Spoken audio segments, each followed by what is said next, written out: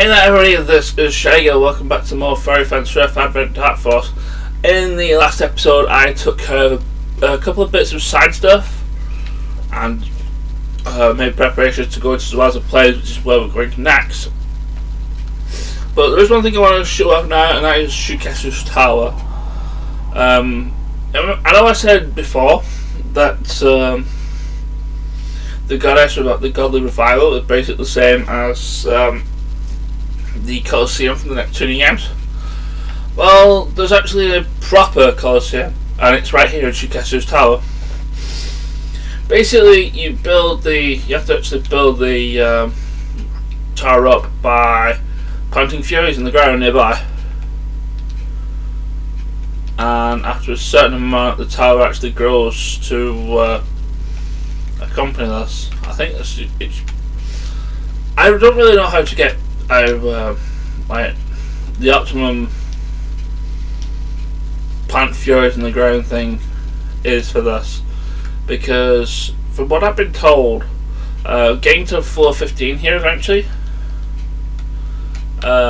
is actually a really good grinding spot later on.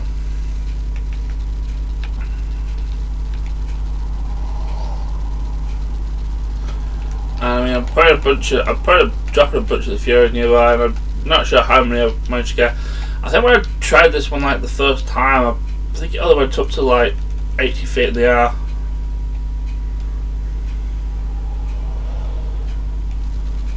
I think I plunged like a lot of my furies, and pretty much like I'm doing now. Okay, I actually went up a lot higher, so maybe I've kind of got my things right. But yeah, this place is essentially like the Colosseum. It's entirely optional if you want to do it, because basically you have to climb each floor. It's basically the same as when they actually went there before. You have to actually clear out all the elements in one floor before you ascend to the next one. There's also a DLC version of Shuketsu's Tower as well, which it's really difficult. The fact is, you need to be at least level 20 to try and even go near the first one. So yeah, it's basically like sort of a harder mode for this. But yeah, floor 15 of the regular tower, currently at floor 11. Alright, floor 15 is apparently a good place to level ground later on in the game. I don't know if I'll ever actually get enough furies to actually plant on the ground like efficiently enough to get to floor 15 to do that. But if I do, it's probably something I'm going to be doing off screen anyway. Like I said, this is just basically like the Colosseum, and we've actually really seen like all the enemies from like the first 5 floors anyway, so you don't really want to see those again if I actually bother doing that. So yeah, that's Shuketsu's Tower. I believe that unlocks after we've actually been there, so yeah, there's that. Didn't actually mention it until now, because I kind of completely didn't realise that you could actually go there, to be honest, until I kind of accidentally went there on my practice playthrough. My practice playthrough is actually pretty far into the game now. But anyway, let's go check out the Zawaza plan, shall we?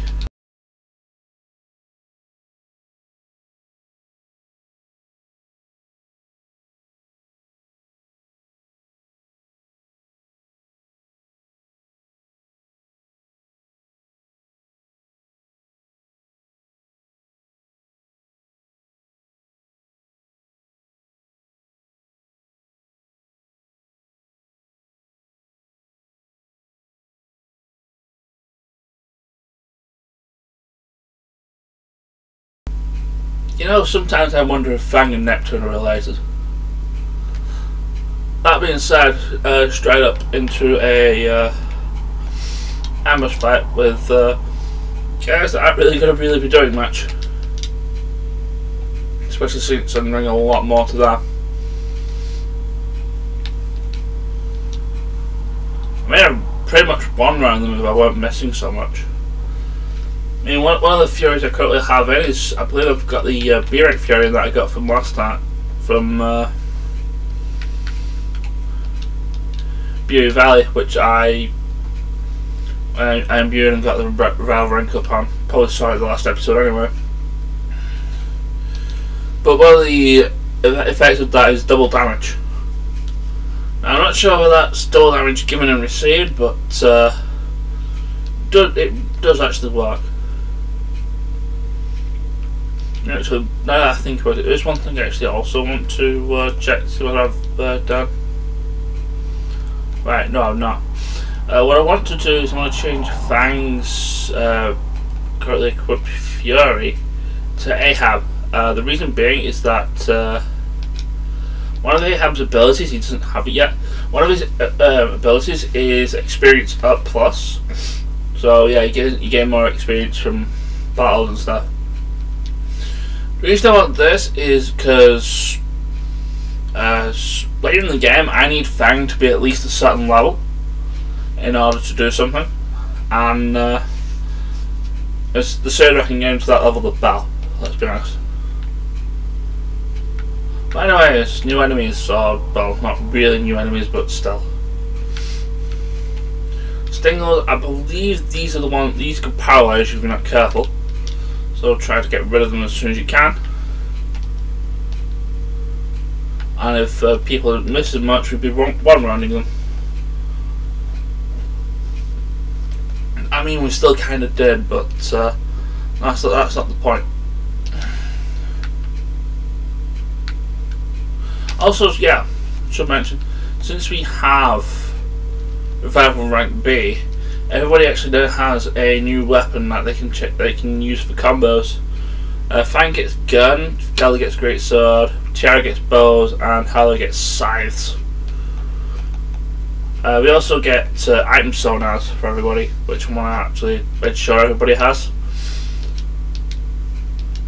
Kind of also want vigilance as well.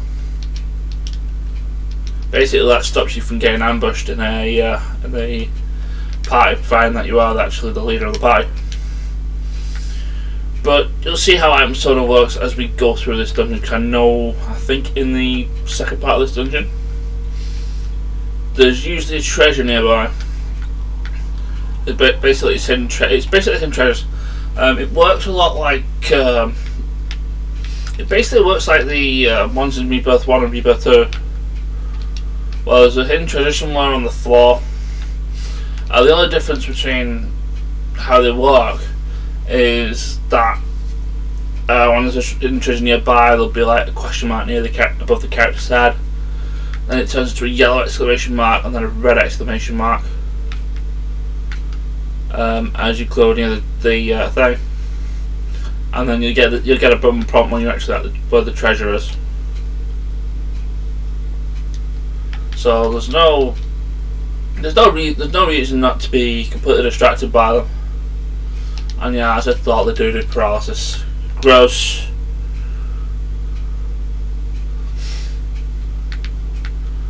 I'd rather you not do anything like that.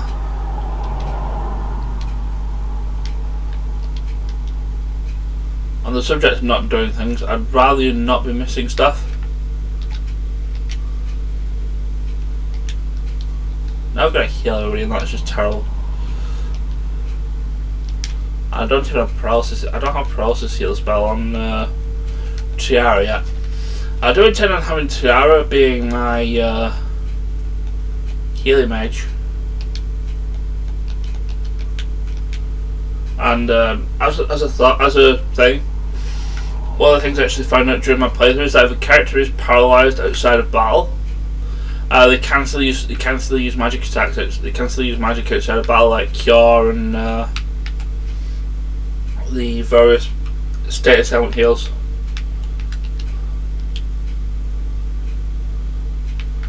These guys I'm not too worried about. They're weak to whatever you feel like, but we're running them. Though I still find it funny that with the slightly overpowered armors, we're still enemies are still doing 0 damage despite the fact they have double damage on. Man, 0 times 2 is still 0. I know my math.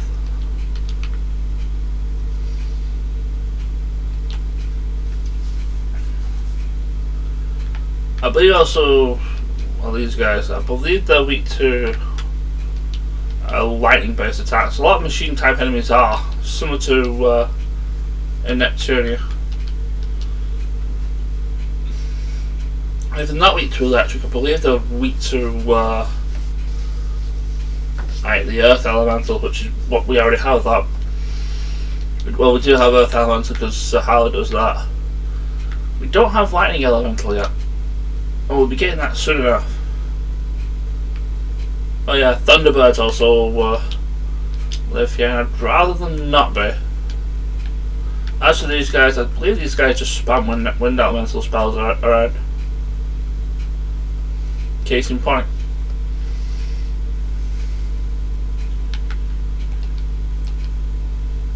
Thankfully they're weak to gun.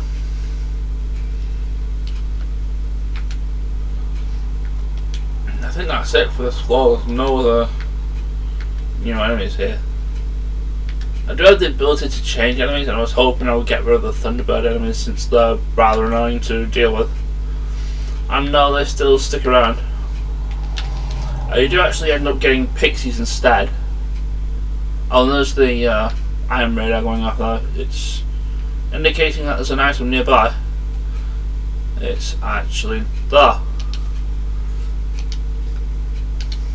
You don't really get much from it, but sometimes there's stuff useful in there. Anyway, there's a cutscene I had.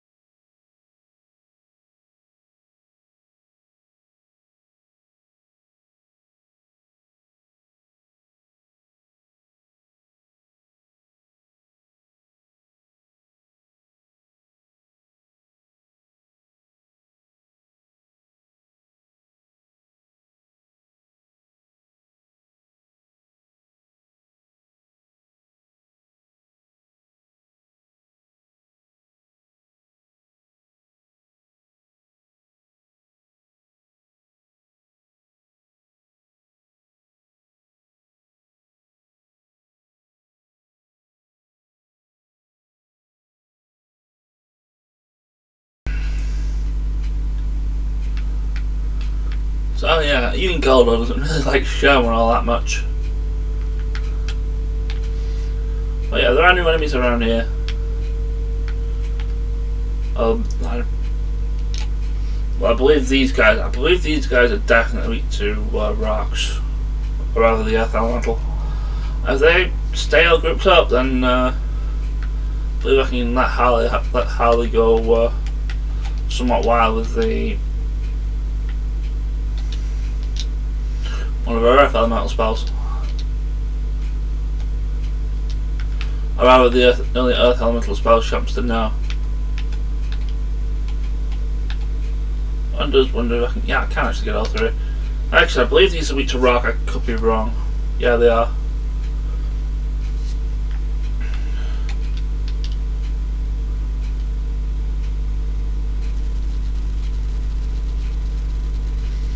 No, if you stay grouped up together like that, you're gonna get more rocks falling in your head. Alternatively, I could probably get. Can I get a shooting slash up with both of you in the thing? No, I believe Goldo's in the way. Well, I guess everybody's burning then.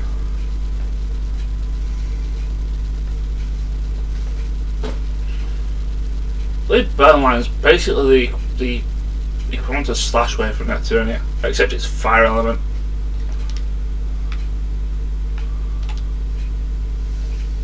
Anyway, more new enemies. Here's a mantis duder. I don't want to get rid of. I want to get rid of the bees first. Nice little things causing paralysis. Not fun. Now when you eat to fire, you are. You also have the ability to drop cherub's feathers, and I've just realised I don't think you've actually gotten your steel skill back yet. I know you do have the steel thing, because I've used it I used it in my own playthrough, my personal playthrough.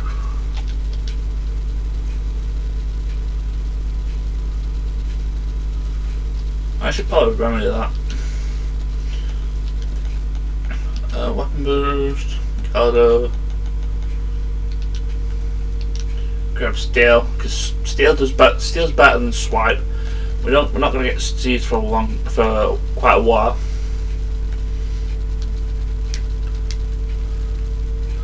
It's not really effective per se, but if there's something I want stolen, I kind of want to steal it.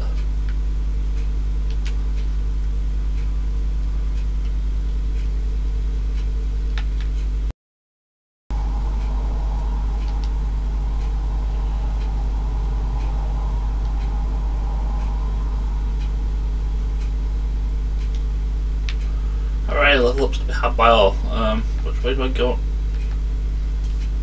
I pressed the home button instead of the plus button for the map. Excuse me.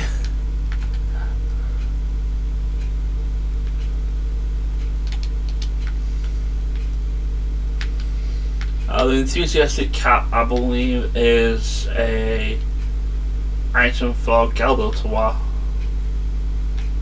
There's nothing around here.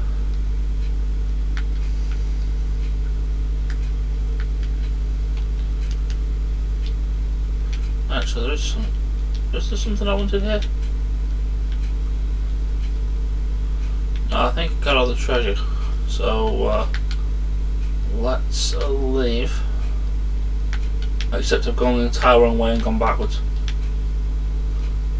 Trying to go can't read maps apparently.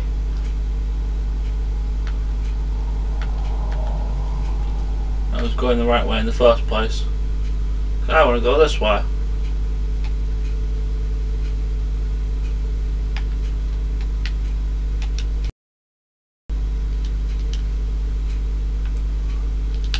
Well, I suppose the fights are a decent experience with the modifiers I currently have on.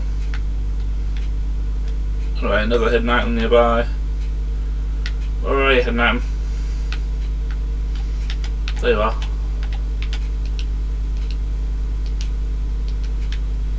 Grab that. I don't necessarily need to fight anyone here, but I mean I might as well. Well, provided is that they get me. And of note here is well,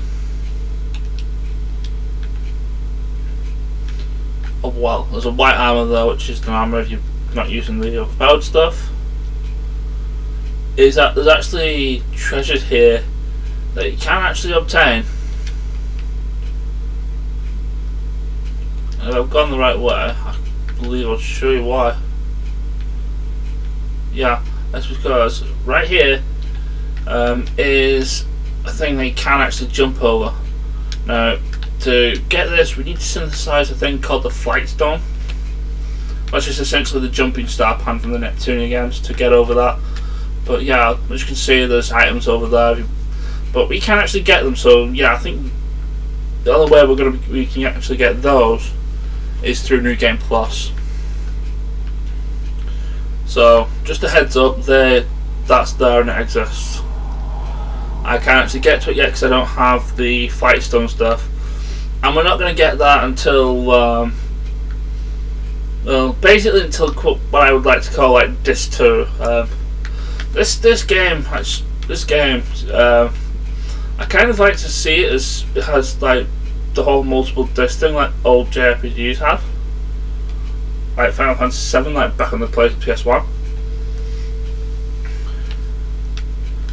And basically there'll be an event like that happens later in the game where like the world changes for some reason, and that's when you swap the disc around.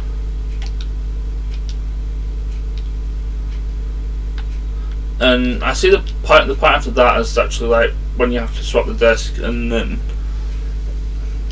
that's when like quote unquote disc 2 happens. And yeah, you can't actually get to you don't really get the flight stone until then, so yeah, those items are going to be missed until New Game Plus. Actually, my save point's over here. This save point's pretty nasty because it's way away from the storyline checkpoint. Anyway, let's go and see what happens here.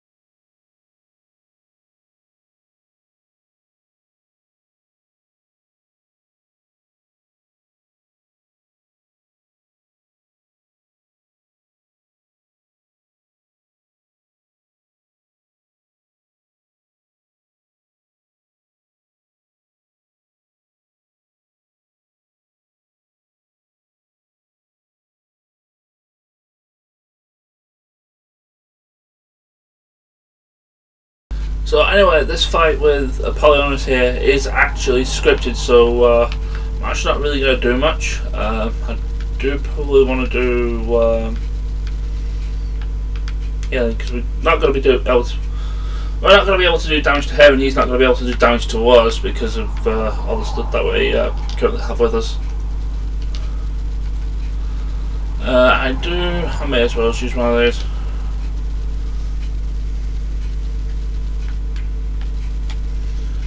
I believe we have I think it's 2 turns of having to deal with Apollo here. Oh, ow, you really hurt Tiara.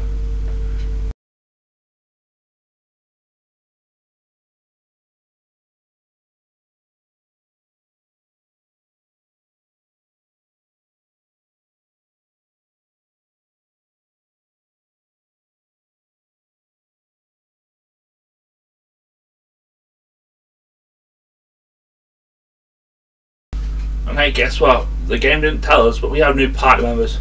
We have Sherman for a while. His special ability is Justice. It's basically the same.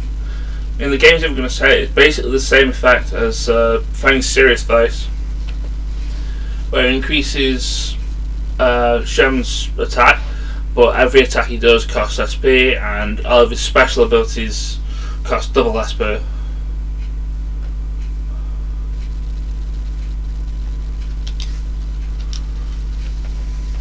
But yeah, I'm level 5, I'm a special shaman, he's level 19, he's pretty great.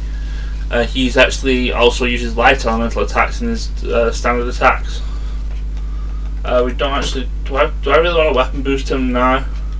I could do it later. I mean, he has like, he does have enough of me to actually level him up a few times. I don't want to do that. At least get 3 levels of everything up for him.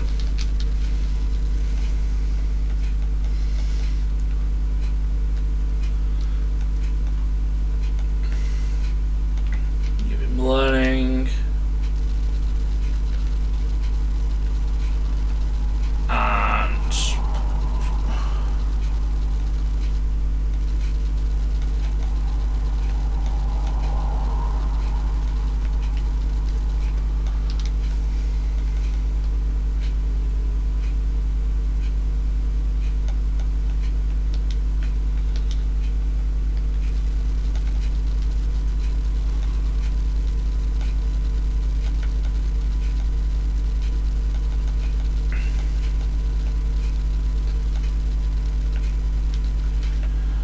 something like that'll do.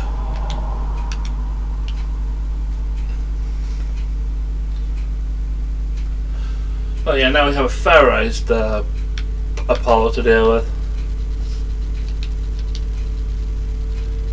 And I believe once his health gets low, he actually has an AoE attacks which we kind of want to watch out for. Because even with all the other powered stuff,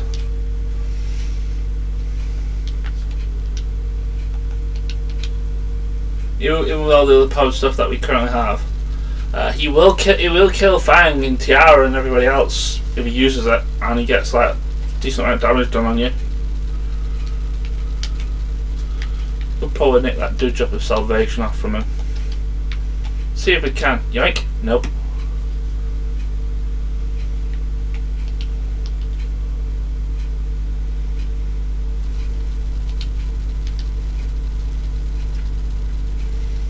Now I think at this point I probably want to use special moves just to make sure that by the time his turn comes it doesn't actually turn up. Fortunately it's 7's turn, so we can actually show off one of his moves.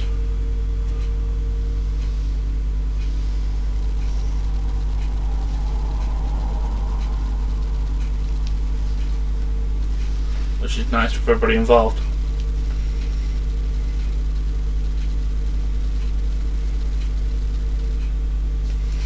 See, that's what I wanted from Ahab, the experience things.